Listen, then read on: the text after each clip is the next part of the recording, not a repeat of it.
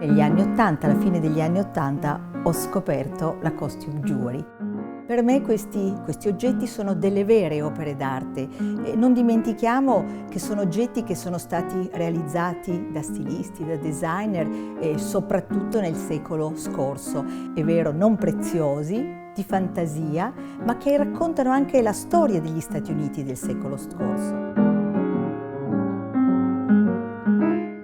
Peter De Cristofaro, che è stato colui che ha fondato questo museo di gioiellerie, diceva: un diamante è per sempre, ma uno strass è per tutte. Ecco, questo credo sia la forza di questi gioielli, che finalmente tutte le donne possono indossarli.